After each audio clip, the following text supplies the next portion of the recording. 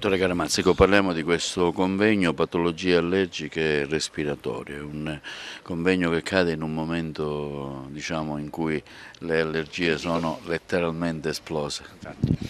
Infatti questo è il periodo in cui le allergie sono molto presenti, soprattutto le allergie ai pollini. Precisiamo che esistono anche le allergie agli acari della polvere che sono presenti tutto l'anno, però la sintomatologia maggiore si ha proprio in questo periodo con l'esplosione dei vari pollini come la parietaria, conosciuta anche col nome di erba di vento, che da noi è presente in maniera proprio eccessiva, in quanto spesso non viene fatta la pulizia per le strade, quindi si accumula tutta questa erbaccia, anche le graminacee, le margherite, il polline dell'olivo, quindi sono tutte piante ed erbe che soprattutto quando c'è vento si diffondono nell'aria in maniera notevole e quindi le persone cominciano a soffrire di riniti, rinocongiuntiviti, asma allergico, quindi direi che uno dei primi sintomi è proprio la rinite allergica con gocciolamento nasale, tipo acquoso, naso chiuso da mezzo lato, sternuti, prurito al naso, prurito agli occhi, e se non viene curata bene la rinite allergica poi sfocia nell'asma bronchiale, che è una patologia molto più grave e che necessita delle cure molto più profonde, diciamo più approfondite e molto più continuative. Quindi cercare sempre di individuare il più presto possibile i soggetti allergici, e questo si può fare soprattutto facendo le prove allergiche. Le prove allergiche sono molto semplici da fare, si fanno dei prick testi cosiddetti sulla braccia, nel giro di mezz'ora già si vede il risultato, però non bisogna limitarsi a prendere solo gli antistaminici come purtroppo spesso si fa, perché gli antistaminici sono solo dei farmaci sintomatici, cioè servono ad attenuare i sintomi, ma la vera cura dell'allergia è fare l'immunoterapia, conosciuta più semplicemente con il nome di vaccino antiallergico.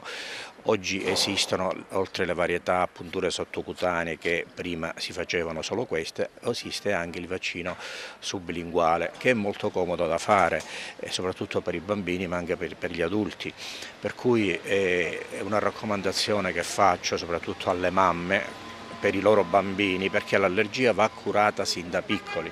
perché se si trascura da piccoli poi l'allergia diventerà ancora più grave e poi sfocerà nell'asma. Per cui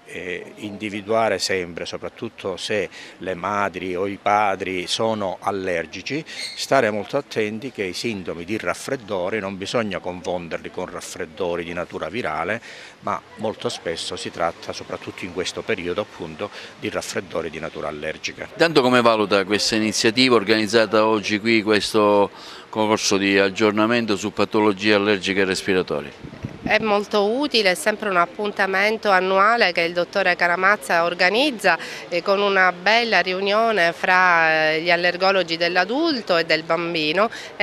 portando dei temi sempre di grande interesse sia in ambito respiratorio che in ambito allergologico. Ecco, lei sicuramente ha svolto una relazione in merito alla problematica sui bambini, ecco, una problematica, come dicevamo poco fa anche col dottore Caramazza, che verso i bambini è in notevole aumento. Come mai?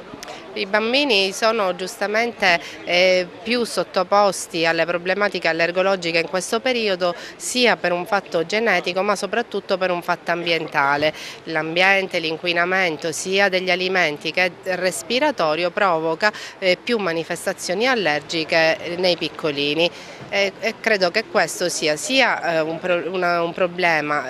nell'infanzia ma anche nelle persone adulte, in cui anche i sintomi respiratori ma anche le manifestazioni reattive come l'orticaria, le dermatiti sono sempre più frequenti.